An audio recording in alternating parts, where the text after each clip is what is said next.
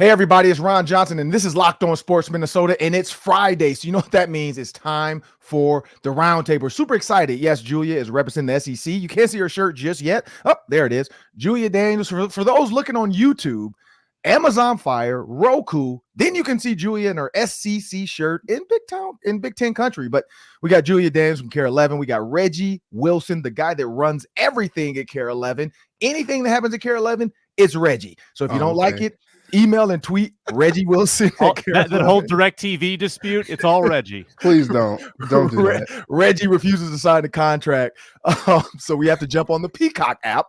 But Sam Ekstrom from Locked On Sports Minnesota, and of course I'm Ron Johnson, and this is the Friday Roundtable. I want everybody to know today's episode is brought to you by Game Time. Download the Game Time app, create an account, and use code Locked On for $20 off your first purchase. I did this for a baseball game. It works very easily, people. You just go on. Once you have your email address and account created, you buy your tickets. They digitally send them to your email.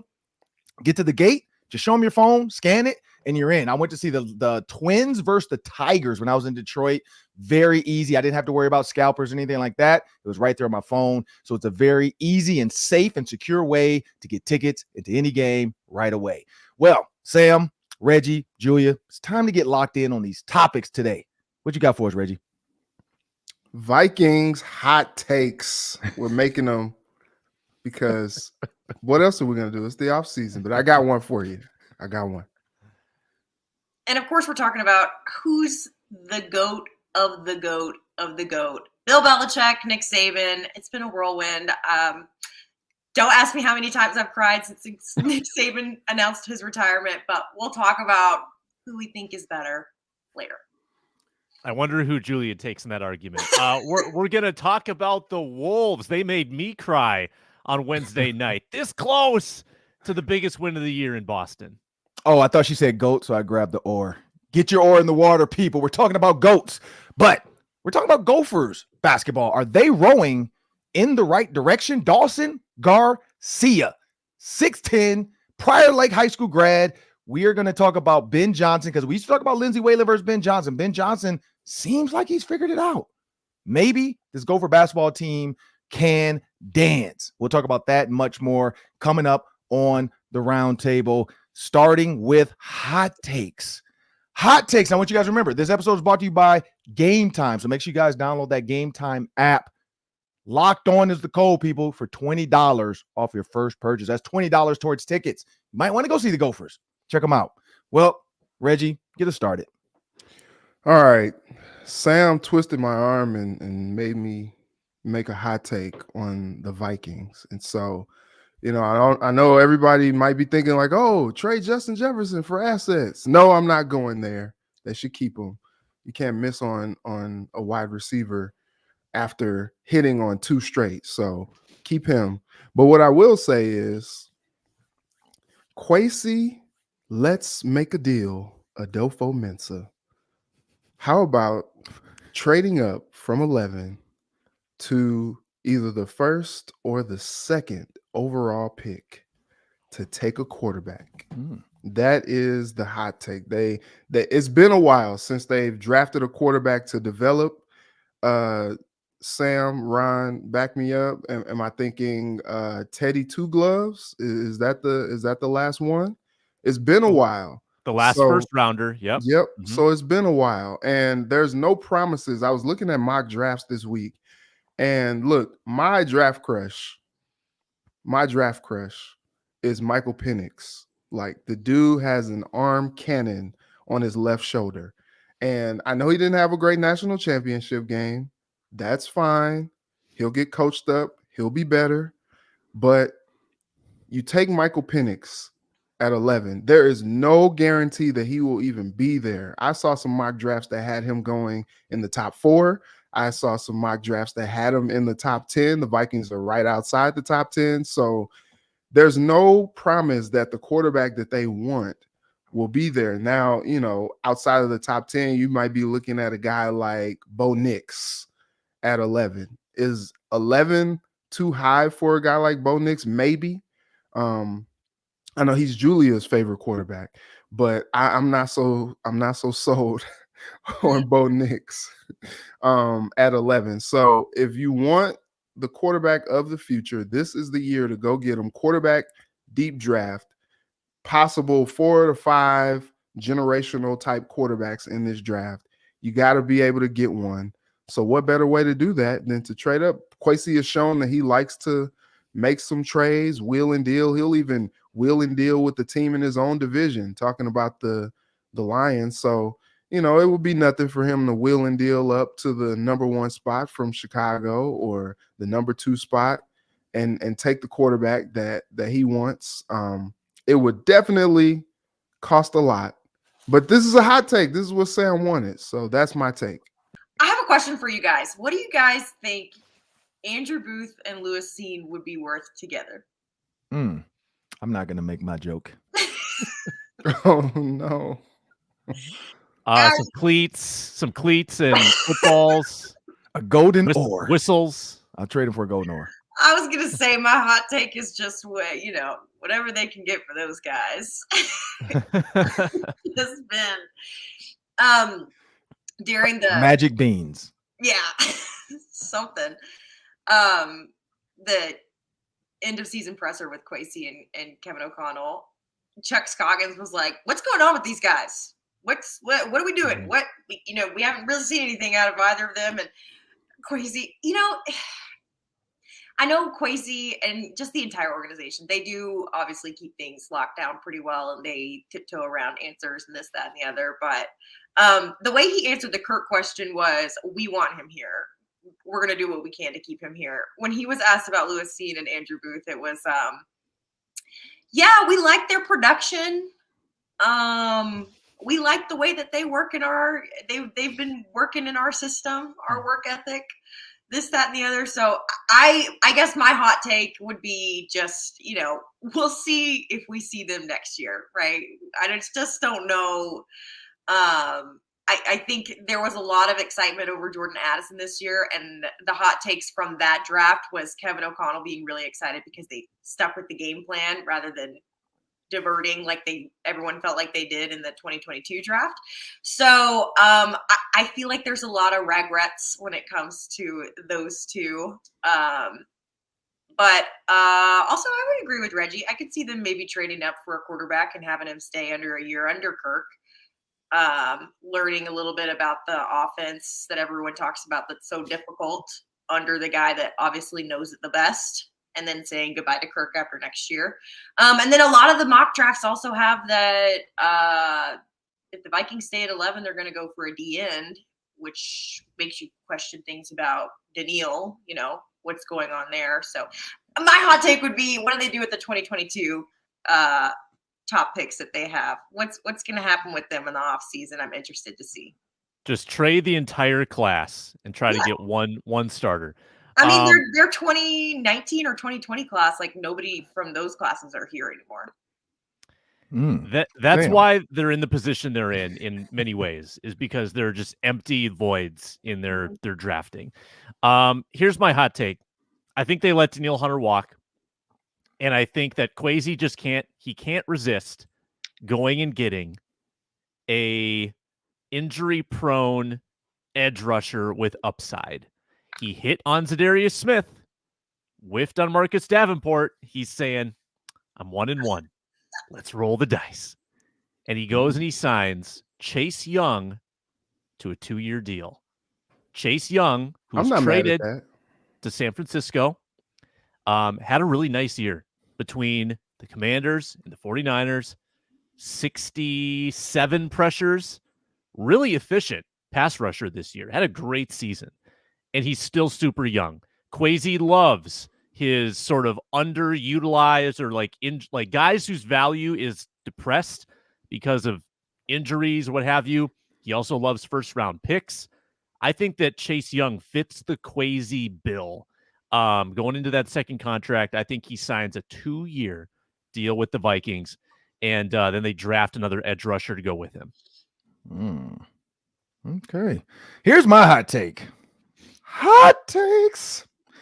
So looking at the Viking schedule right now, I don't know if you guys have done that just yet. I've been looking at it. I'm still trying to figure out who's going to London to play them, because it's not going to be the Jags. People thought it was the Jags. Jags already have to be there, so they can't play the Vikings.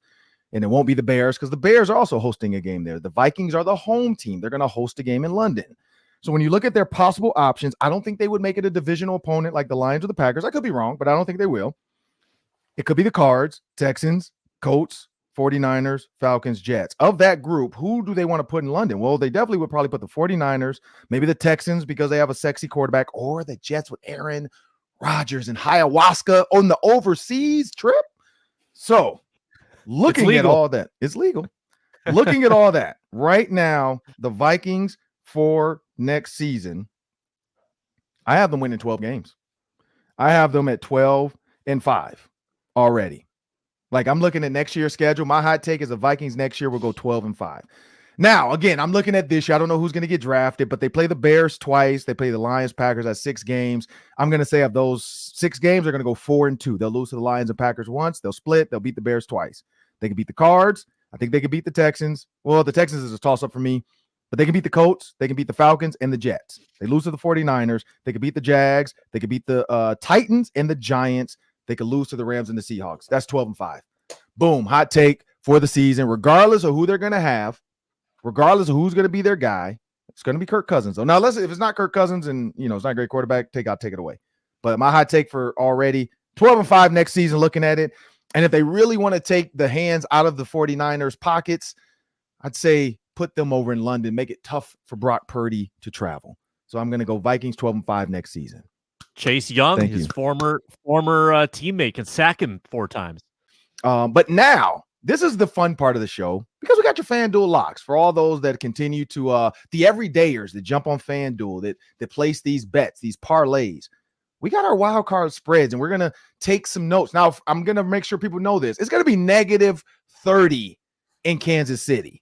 -30. So, Sam, now you see why on our show I pick the Chiefs to beat the Dolphins. I didn't think it'd be -30, but I knew weather would come into a factor. -30 is just dumb. Like, I remember the -30 playoff game, or -12 Seahawks, and then the Giants, I think, was -10. The Bears was like -8, and those hurt. Like, those hurt because that was at TCF Bank. That's before, I think that's before you and Reggie and Julia. Mm-hmm. They had to play at the TCF Bank Stadium outdoors. It was freezing. Like, Greg Coleman's nose froze, his lips. He couldn't even talk. They had to stop going to him on the sideline because he couldn't talk. Is that when Bud Grant came out in a polo? Yep. Bud Grant came out in a polo, like ridiculous. But at that age, he probably didn't even realize what was going on. He was just like, all right, let's go. Let's get across this field. Like, that's awesome. He's like, what are all these people doing in my living room? What are y'all doing? But when you think about everything with weather, now you know that one. Everything else I think is pretty fair. I'll start with you, Sam. What are your FanDuel locks for the wild card? Isn't there a big snow forecast in Buffalo? Isn't that Buffalo's supposed to get snow as well? Yep. Yeah. But they're playing Pittsburgh though, so Pittsburgh's kind of used to it too, though. Yeah, that's there was a rumor they were going to move the game because of the snow. Oh, was it to Cleveland? Yeah, but it's not true. I don't think that's happening. All right, here's my lock. The Eagles are going to crush the Buccaneers. It's not even going to be close. They're a 3-point favorite. I know there's some speculation that Jalen Hurts can't grip the ball. I think that it's overblown. I think he's going to be fine. I also think that it's going to rain in Tampa. We got more weather issues. If it's a running battle, if it's a ground attack, I love the Eagles' rushing depth. They got the tush push going. They've got 2, 3 really good backs. Swift, Penny. I think that they're going to win by double digits handily over Tampa Bay, who's just happy to be there. Reggie. All right. As much as this pains me on multiple fronts, I can't even believe I'm saying it. Don't show this to my brother, okay? I'm taking Rams over the Lions. I think Matthew Stafford comes back, shows the Lions what they missed out on by trading him. I think he outduels Jared Goff, and the Lions are just a really, really, really fun one-and-done playoff team. That's my lock. I think the Rams are one of the hottest teams in the league right now. They got it cooking with Puka and Kupp and this run game with Kyron Williams and Stafford's playing out of his mind right now. I just think, what we saw from the Lions defense to come down, through the stretch of the season, I just think that, they're not going to be able to. I mean, if it gets into a shootout because, both defenses are not all that great, I just think I think I trust Matthew Stafford, Super Bowl champion, more than I trust Jared Goff, Super Bowl loser. So that's my lock. Julia Daniels. I'm going biased, but who cares? I'm going Cowboys are going to crush the Packers. They're undefeated at home. They're 7-point favorites right now, but I could see it more than that. Mike McCarthy's on the hot seat. There's been rumors that Jerry Jones wants Bill Belichick. I saw that this morning. So, and it's all going to ride on this postseason run that they have because the regular seasons haven't really mattered the past few years because they've just completely sputtered out when it came to the postseason. So I could see a lot of fire for this Dallas team. Obviously, at home too is a great advantage for them. I could see the Packers coming in and just getting crushed. So I'm going to go Cowboys beating the spread on this one. Here we go. Exactly. Here we go. You know what's funny? The difference too. Have you ever heard? I tweeted the Cooper Rush version of it versus the Dak Prescott. Like Cooper Rush, you actually know what he's saying. Dak, people were kind of confused at first, but Cooper Rush, he like pronounces every word of that. Here we go. He's like yeah, here we go. It's so different. Dak's got a little swag to his, like, here we go. Like, it's just so different. But okay. Gravel in the voice. Yeah. So as I'm looking at the it's a little raspy. It's got a little, I'm looking at the Dolphins, Kansas City. And as I'm looking at the run game in this -30, they're going to have to run the ball. I kind of feel like the Dolphins might pull this off. Only reason is because they got Tyreek Hill and you can hand the ball to him in the snow. And it's like watching a little bad kid run away from their parents in the mall. Like Tyreek Hill and Pacheco. Pacheco, too. I don't know if you've seen the video of Pacheco running. Somebody said it looks like he just tried on new shoes and he's a kid in Foot Locker because the way he stumps and runs away. It's like when a parent gives a kid some new shoes and they start running in place to try. Like he's like stutters in place and then he takes off like a cartoon. When he puts his head down, like when a kid steals an iPhone. Right. It just takes off. So this is the battle of bad little kids in the mall running away from their parents. Pacheco versus Tyreek Hill. Tyreek Hill, we know, has already been telling Mike McDaniels, you got to give me the ball. I need 200 whatevers. It could be runs. It could be passes. I need screens. Like, I want to absolutely obliterate the Chiefs. So I'm switching it up. I don't think it matters. Patrick Mahomes, like, we got Taylor. Is Taylor Swift going to show up for the -30? We got so much like outside. Now we do know the NFL, and see, now I want to switch it because now we know the NFL wants Taylor Swift to go on into the Super Bowl. Like they want Taylor Swift in the present Super Bowl. But I'm going to go with the conspiracy finally ends. The Dolphins beat the Chiefs. But I'm going to give you guys all the locks. I'm going to give you guys the parlay. I'm taking Browns, Dolphins, Bills, Cowboys, Lions, Eagles. Plus 477 people. $100 gets you $4,700. Take that one. That's your playoff parlay from the Locked On Sports crew. Hopefully you guys love it. But I kind of went with Julie on hers. I'm going against Reggie, and I think I'm going with Sam. So I'm hoping the Lions, my Detroit Lions, I hope they continue to make the city happy. Matthew Stafford, send them home in a body bag. Not literally. It's a joke. But Lawrence Taylor used to say that. Put them in a body bag. Like this is. I don't want to hear that stupid Lions fight song for the rest of my life. If I hear it, sing it, Reggie. No, it is the worst fight song I've ever heard. I don't even know their fight song, and I'm from Detroit. Wow. But I will never forget. Hats off to thee. No, it's not even. That's not that. Well, okay. it's Lions.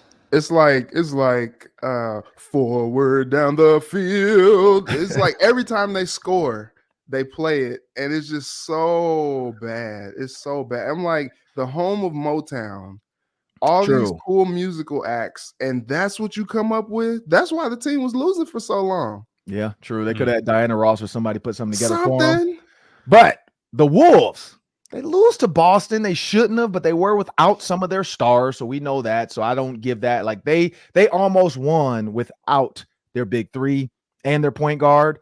So I'm not going to put too much on that. Also, Nick Saban, Belichick, all depart on the same day. Like, I don't know who did it first. Like, who retired first? Do we know? Saban retired first? Saban. Yeah, that makes sense because Belichick is petty. Saban retires first, and Belichick's like, oh, you want some shine? No. I'm going to retire too. Take that, Nick Saban. They're going to talk about me because they care about, and it's true. Like all the national stories jump to the Patriots. It was he didn't all right. retire though. He didn't retire. Well, true. He just departed with his mutually team. parted ways. Yeah. Technically could be a retirement, could be but you decide to mutually depart from your team the day Nick Saban retires. Like you couldn't have like just waited one more day and done it today on Friday. Like they couldn't have like let Saban have his glory for the day and let Feinbaum and Julia get their love affair with Alabama out. No, they had to get Belichick. They did do it. It was Saban ended up poo-pooing on Pete Carroll. True. And then Belichick was the next day. Yeah, it was Carroll's day. It was Carroll's day. Yeah. And then Saban, then Belichick. Now Greg Popovich should just do it. Like, all right, I'm going to leave too. Yeah.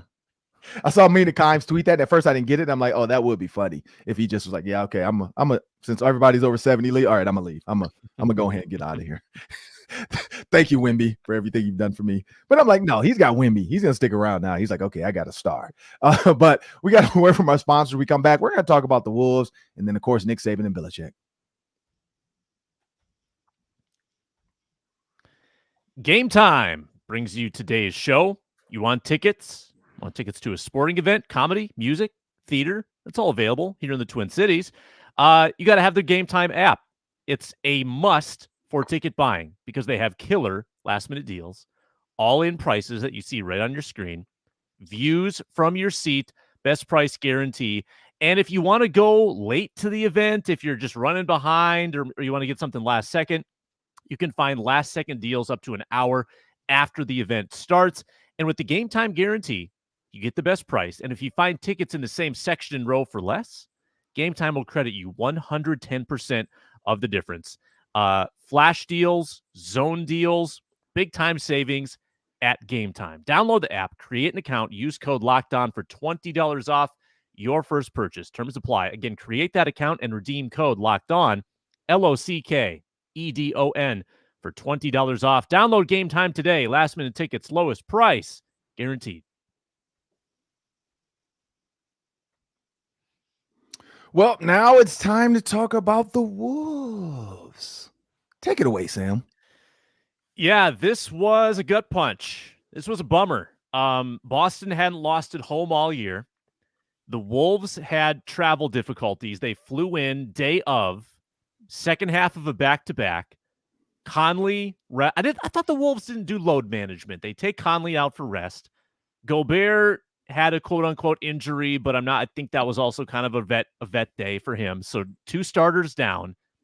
They're leading by 9 with 3 minutes left.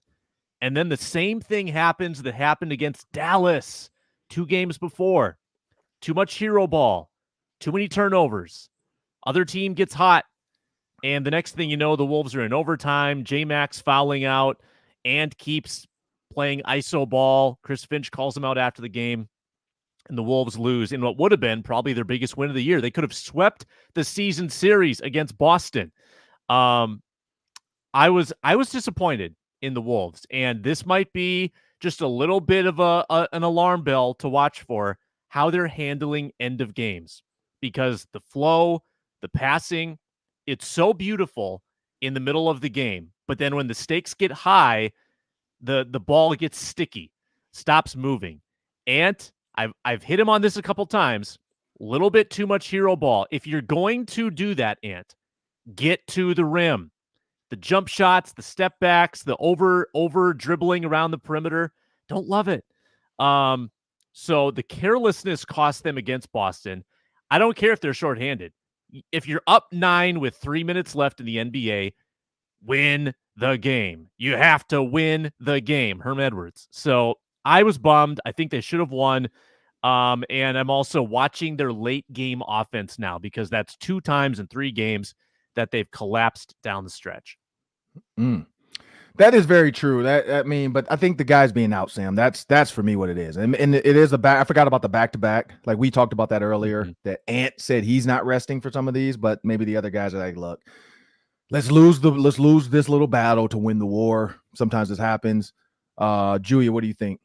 Yeah, I would completely agree that at the end of game scenarios, I think when it comes to Mike Conley taking rest days, those are days that Anthony Edwards should be having conversations with him about decision-making skills when it comes to crunch time at the end of games, because that was one of the main issues. It's like spread the ball out or shoot it, but don't just sit there, you know?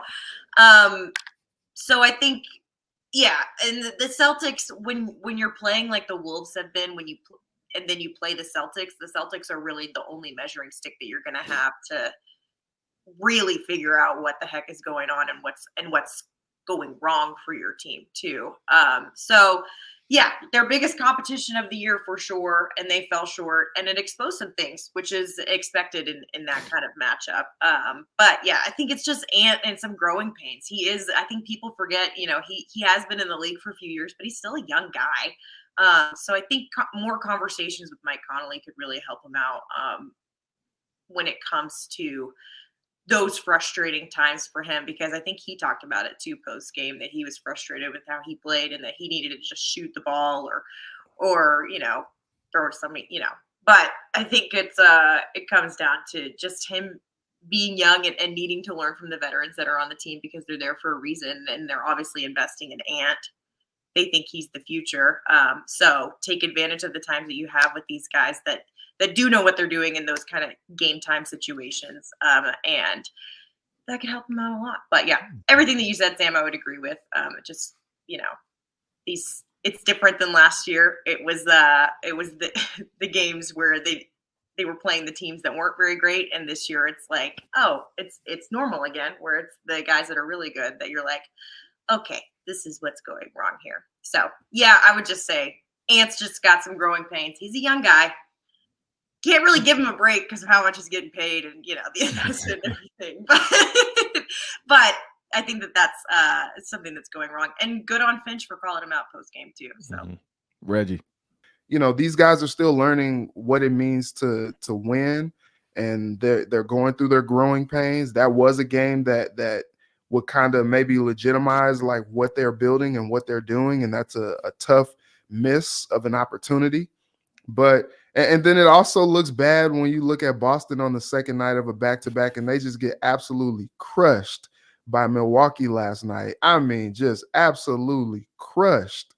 It seems like, Jason Tatum, he went for 45 against the Wolves, and that was like his best performance of the week, because he came back last night and that Boston team just didn't even look recognizable compared to the night before against the Wolves. They were like, dang, what happened to that performance, last night? What was up with that? Why didn't we get those Celtics? And so, it's I wouldn't say it's anything to necessarily be alarmed by. It's a long season and they'll start to figure some things out, but that is a tough loss at a time where you're trying to legitimize how good of a team you are at this point. Yeah, and so I'm just going to make it simple. I love what Sam said. Like, missing those guys, I think, is part of it with the load management. And if you look at defensive rebounds, they were even. Offensive rebounds, they edged them. I don't think they're even if Rudy Gobert plays. Like, I think he eliminates some of those 39 rebounds that the Celtics are able to get. Rudy Gobert is in that, like, ridiculous realm of just he's been controlling the boards. Turnovers, they were even. Points in the paint, they dominated them, 50-34. Personal fouls, now that's where it gets crazy. Like 27-19. It felt a little, who was that? The Raptors coach that got pissed off down the stretch in the fourth quarter that said his team got 2 free throws and the other team got 23. Maybe these people are like, we want to make sure people know the East is still better than the West. And so the West has held it down with the Nuggets and LeBron and the Lakers. And we want the East to feel okay because they always crumble as of late. So they wanted to show it. But I think at full strength, the Timberwolves are the best team in the league. Like, at full strength against this Celtics team, the Timberwolves are the best team in the league. So I'm not putting too much into it.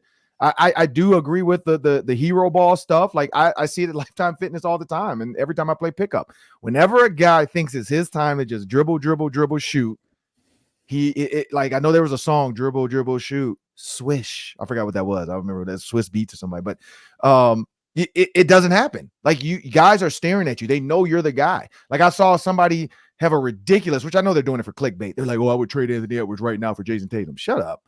I think people are just trying to throw clickbait stuff out there. Like, I would trade Jason Tatum for anybody on our team. Cat, Rudy Gobert, all of them at once, and just to get Jason Tatum. You're talking about one game where every other year Jason Tatum has crumbled in the playoffs. And so that's why I think this team is just still figuring it out. They had to rest some guys. Rudy Gobert's French fries weren't hot enough. So he's like, I'm not playing. My French fries aren't right. I'm not going to play. So get it right. So he sat out. But I think the Timberwolves are fine. I really do. Like, without their guys and the way this team looked, and you look at what they lost in, which is the rebounding, that's where Rudy Gobert comes in. That's what he's good for. And he's going to give you 15 points. So I think it slows it down. It gives Ant an additional guy to dump it off to instead of him having to play hero ball. I think they're fine. But now we got to move on, because this is the part Julia's been waiting for her whole life. No, I haven't. You haven't been waiting for this? This is your moment. You get to homage to Nick Saban. Take it away, Julia. So the question is, Saban or Belichick, who's the greatest football coach of all time? To the end of the road. Oh, sorry. I didn't know if you needed slow music in the back. I mean, obviously, I'm going to be biased here, right? We know this. But I will say, these are two totally different atmospheres of football that these guys have been successful in. It's a totally different thing to be successful in the NFL than it is to be successful in college football, because it takes different kinds of skills. One is dealing with grown men, and one is dealing with kids. Saban tried it too. Saban tried to go to the NFL. He tried it. Yeah, I know. I am the first to tell you that I don't think college football coaches should go coach in the NFL. We haven't seen it work out very well very often. Because, like I was saying, they're dealing with kids that come in. They're 17 and 18-year-olds. But I'm gonna go with Nick Saban, because I think that, just from what I've obviously experienced for myself, he has had a hand in the success of so many people that have come not just through his program, but through the University of Alabama. I saw some stats about, and Reggie and I were talking about this in the sports office, there's more out-of-state kids that go to the University of Alabama than in-state kids now, and that flip-flopped from before Saban got there. When I went to the University of Alabama, there were 60% out-of-state kids, 40% in-state kids. I think that the margin is even more now. And it's because people want to come, because of this environment that he created there. But my personal experience is, I fought it for so long when I was in high school, because I specifically went to Alabama to be a sports broadcaster, not having any experience in it. Thank God, I liked the job and I liked to do it. But I went there for that specific reason.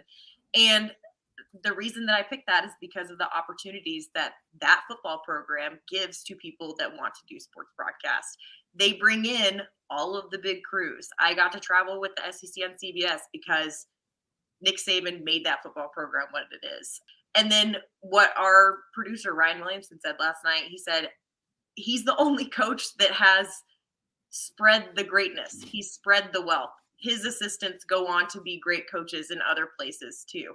And that says something about him as well, the way that they can come in at their lowest. We've seen it with Lane Kiffin. We've seen it with Sark.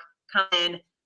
He brings them in as analysts. They're able to work their way up. They learn under him, and then they go out and they have their own programs that see their own success too, which I think speaks to his greatness as well. So I'm going to go with Saban. I love the guy. I've cried enough about him retiring already, because everyone's like, he didn't die. He's still alive, but the program just will never be the same without him. And I'm so happy that I got to experience, and I got to go to school there when he was the coach.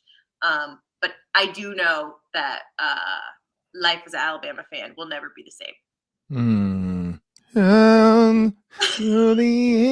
Beautiful eulogy. The road. We should have wore black today, Sam. We forgot to do that again. We could have buried Saban's. Twice in 1 week. Twice in 1 week. We could have buried Saban's career. We didn't do it. We missed an opportunity. We can't bury Saban's career. We buried the Vikings season on Tuesday. We could have buried Saban today, all black. I got the sunglasses still in here. We could have made it work. Reggie, what are your thoughts? Saban versus Belichick. Okay, so I agree with Julia. I really do. And I wanted to lean Saban just because of everything that she said. Just got the alert. Sark is staying at Texas. All right, so I know, Julia, it's okay. He tweeted yesterday that he was staying. So did Sorrow's friend. Dan Lanning too. We Yeah. knew. Yeah. All right. Okay. Because PJ's leaving for Bama, right? Tim Brewster. It's gonna be Tim Brewster. Here's my thought. Row the tide. Row the tide. Here's my thought. So The tide has come in. I go Belichick here, and only because there is very little parity in college football the way that it is in the NFL. There's a salary cap, teams rise up, and all that. Like, you look at what Pete Carroll did with the Legion of Boom, getting them to their first Super Bowl championship. It is very, very hard to win in the NFL. The Vikings have not won a Super Bowl. It is very, very hard to win in the NFL. And you're talking about a head coach quarterback combo of Belichick and Brady winning 6 rings together. That is just unheard of. Belichick has 2 more Super Bowl wins as a head coach than any of the other people who've won Super Bowls. And so I go there. Now, yes, his assistants that have gone other places have not worked out. I get it. That is fair. Players that have except for maybe Tom Brady, players who have excelled in the Patriots system, they've gone elsewhere. They haven't really done a whole lot. I get that. But there's something about being in that Patriots system, that Patriot way, that they just rise to the occasion. That Super Bowl against the Rams, the second one, not the one that they cheated, but the second one against the Rams, that was one of the worst Super Bowls I've ever seen. But Brian Flores had that defense humming. And it was all under Bill Belichick's tutelage to get them to where they were. And they beat the Rams. What was it, like 13-3? It was a terrible Super Bowl. Yep. And that was the last one. But like 6 rings is hard to do. In college football, that there's the top of the top. And it just worked well for Saban to be able to work that into 7 championships. Like, not saying that it's easy, because it's not, and he's lost his fair share of championships as well. But the parity in the NFL almost prevents dynasties from happening, and the Patriots built one in the 2000s under Belichick, and I just give Belichick the edge because of that. Yeah, great arguments, both sides. I don't want to reiterate too much of it. I think it's interesting how both of these coaches didn't really begin their elite coaching jobs. They didn't get in those positions until they were like 50. Like, imagine if they would had that success at age 30 or 35, like all the new NFL head coaches now. Imagine if that is when they began their runs. They didn't begin their runs until like their final act. These were their kind of final main jobs. Now, Belichick may take another one. I think he wants the all-time wins record. He needs 27 more to pass Don Shula. I think he'll get it. But I want to use my time to talk about Pete Carroll. Pete Carroll, the man who got his day buried by Saban and Belichick. One of only 3 coaches to win a college championship and a Super Bowl. And he kept his humanity through the whole thing. Like, Saban and Belichick are just caricatures. They're so grumpy. They're so humorless. Is that what it takes? Is that what it takes to be an elite football coach? You just can't have like emotional intelligence. I like that Pete Carroll kept his. What? Say again, Julia? I call them psychopaths. I say Nick psychopaths. Saban psychopath. Yeah, that's a good word for it. Because I think they were both kind of not really fun guys. And I just want to give Pete Carroll his moment in the sun too, because he is a great, legendary coach, and he had the energy of PJ Fleck at age 72. So I'm looking at, I'm going to be petty in mine. So I look at the 2. You got 6 national championships, or 6 Super Bowls versus 7 national championships. So 7 is bigger than 6. So I would lean Saban. You look at the ability to beat 32 teams versus the ability to beat 100, be better than 144 teams. I give the edge to Saban. But here's why I give the edge to Saban. In 2019, April 26th, a snowy day for the NFL draft, I tweeted, wide receiver Deebo Samuels is the guy. Like, I did do the breakdown for the Minnesota Vikings. The Vikings have the pick at 50. But you know who else had the pick at 32? The Patriots. You know who they took? N'Keal Harry. They decided not to take Deebo, not to take A.J. Brown. And you know why? Because on their visit, they were taking, I don't know if you guys remember this story, they were taking their visits together because they were friends. And they were like joking around and picking at each other, just like friends would do. Belichick said, I don't like the way they're not taking these visits serious. Like they are potential first round picks, second round picks, and they're not taking this serious. So I don't want either of them. I'm going to take N'Keal Harry. So in that aspect alone, Nick Saban, I think, would have took Deebo or A.J. Brown because they were the better college players. They had the better careers. And he decided to say these guys aren't serious enough about the process. So again, I think Saban, like you said, Julia, dealing with kids, it's harder to deal with kids. I think Saban understands that it's not always going to be perfect the way you want it to be, but if you can get these guys to play, that's the only reason. Also, I'm mad at the Vikings because they took Irv Smith Jr. at 50 and could have took A.J. Brown or Deebo Samuels. I'm still mad at that one because then they could have went and got Dawson Knox in the third round, and they decided to get Drew Samia. Like, hey, Irv was a great college tight end, and then Sure. Was he better than Deebo Samuels? No. Like, we didn't need Irv because we had Rudy. So let's get some more receivers in this building. You would have had a dynamic weapon in Deebo. Now, you probably, I don't know if you could afford Deebo and Justin Jefferson, but I'm not going to get off topic. I'm going with Saban. I like Saban, Belichick. Without Tom Brady, I don't think that pick was ever his. That was a 6th round pick that just worked out. Without Brady, he hasn't been good. Saban has made guy after guy after guy good, no matter who's under the helm for him. And then you see Saban had Mac Jones, baller. He takes Mac Jones to Patriots, terrible. So I'm going to go with Saban. He knows how to get the best out of his players and get the, what do they call it? Get the goose out the grape, or get the juice out the grape. I forgot how they say that. But he does a lot. We have a quick word from the Gophers coming up next, but we have a word from our sponsor before we jump into that. All right, I've got your homework assignment for the weekend. Go to FanDuel, America's #1 sportsbook. I want you to put $5, if you're a new customer, put $5 on Ron Johnson's wild card parlay. I can't remember the 6. You can listen back to it. The 6 teams, load those up, bet 5 on it. So win or lose, whether Ron Johnson is right or not, you're going to get $150 in bonus bets straight to your account.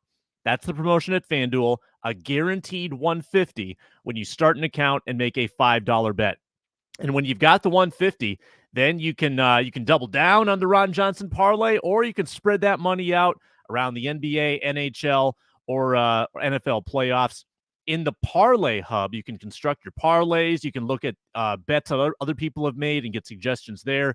It's a really cool deal at FanDuel. That's a great FanDuel Sportsbook app. FanDuel.com/lockedon to get started. FanDuel.com/lockedon. Make your first bet a layup. Get $150. FanDuel, official partner of the NFL. Well, now it's time to talk about the Gophers basketball team. We got about 30 seconds each on this, but we can get out of here quick. But everybody was saying Ben Johnson versus Lindsey Whalen. Lindsey Whalen gets fired. Now people are like, oh, it's only time before Ben Johnson's next. He gets the team to 11-3. They are now playing Indiana. Do they make March Madness? I'm going to go quick and say yes. Why? Because Dawson Garcia has figured it out. I've talked to a couple other coaches and a couple other scouts, and he is an NBA body because he's 6'10", 6'11", long. Once he figures it out and it feels like he's starting to figure it out that he's bigger than everybody else on the court at times, he's going to be able to dominate. And then hopefully that switch flips. And when it's time to go like to the Big Ten championship and it's time to go to the dance, he's going to be ready. And I think Ben Johnson has so far gotten his team to where they need to be. Again, I'm always about report cards. If you start off fast and you have a little slip up, you'll still have a B grade, which should put you in the tournament. And that's where the Gophers are right now. Let's finish it off with you. Let's go with you, Julia. I thought I was going to sneeze for a second. Yeah, I think it's if I look back to the end of the season last year, I was like, I don't know about the vision that they have for this guy and this team. Like you said, when they parted ways with Lindsey Whalen, everyone was like, what about Ben? What's going on here? But It's nice to see the vision starting to come to fruition. It's a hometown team. It's a young group. I agree with you. Dawson Garcia is a special player. They're doing what they said they were going to do last year. They didn't say they were going to do it last year. They said we're building on the future.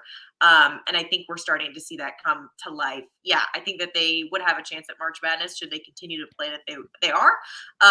But that's the challenge. You got to be consistent. You got to keep doing what you've been doing.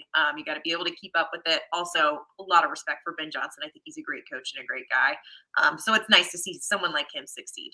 Sam. Yeah, data-driven outlook here. The resume is still not very good. Despite the record, they have 0 quad 1 wins. They're 86th in the net rankings. 9 of their wins are against quad 4. So there's a lot of work to be done to bolster this resume. Unfortunately, Michigan and Maryland wins aren't as impressive as they once were. I believe those were quad 2. And it's all about the net rankings now in college basketball. So they are not in position currently to be a March Madness team. They can get there. They've got a ton of games left. I mean, it's a long season. So this could go south or it could go north. They could tread water, but there is work to be done. They're not going to be able to coast their way in. They got to keep winning and probably get to that 20 win mark or better. Reggie. Yeah, I think one thing that we all can agree on is we are kind of rooting for them just because Ben Johnson is just such a likable guy and just such a good coach. And so he said it this week, like coaching matters, but players make a difference as well. Freshmen from last year, they're playing better, they're maturing, and then they've just kind of rounded out this team and this roster. This is exactly the vision that Ben Johnson had for this Gophers team. And it was like, look, he was just hoping that everybody would stick with him, be patient with what he was doing, because he did take over a program that was pretty destitute. They didn't have size, but it's apparent now that he is building something, and I think that's something to be encouraged about. 3 wins already in the Big Ten. They had 2 all of last year. I guess 3 if you count their one that they had in the actual tournament. Yep. But 2 wins all of last year in the Big Ten. They've already surpassed that. This team has something going. I'm looking forward to seeing what they do against Indiana tonight. Yeah, the game tonight at 5:30, Indiana Hoosiers, Minnesota Gophers. That's going to be one to watch. The other ones to watch, January 23rd versus Wisconsin Badgers. And then February 15th versus Purdue. They are the number 1 team in the nation, and that is what Ben Johnson's litmus test for getting into the tournament probably will help as well. Like Sam said, 20 wins. By then, if they can get 3 or 4 wins, that puts them at 15 wins. But if they can they don't have to beat Purdue. But if it's a close game or they scare Purdue or something magical happens, the world's going to take notice. And then you also have Illinois in the Big Ten, who's a top 25 team or top 10 team right now. So those are going to be the games. How do they do against top 25 opponents? If they get run out the gym, then Sam, you're right. Yeah, the committee's probably going to be like, we don't need them in this. But if they stick with Purdue, if they beat Wisconsin or stick with Wisconsin, and if they can stick with Illinois and make it close, then I think that really bolsters his resume when it's time for them to sit down that selection committee. Because we all know selection committees are full of it, and they just get to do whatever they want. When you look at how the Final 4 football teams were decided, it's just, who do I want to see play in this game? And I'm going to pick Alabama because I know Nick Saban's about to retire. So let's at least let him go out with a Final 4 finish of his career. It was all written. It was a conspiracy, and the college football programs had a script that we didn't know about. But I'm Ron Johnson. That's Reggie Wilson, Julia Daniels, Sam Ekstrom has been Locked On Sports Minnesota. Thank you to the everydayers. They continue to listen. They continue to download. Please tell a friend and tell a friend about a friend that knows that we are on 24/7 on YouTube. You can check out our 24/7 stream, all the sports you want. That's Twins, Vikings, Wild, Wolves, Gophers, you name it. We're going to talk about it. And of course, the NFL draft is coming, people. Let's hope that the Minnesota Vikings take a Deebo Samuels and not a N'Keal Harry. Have a great weekend.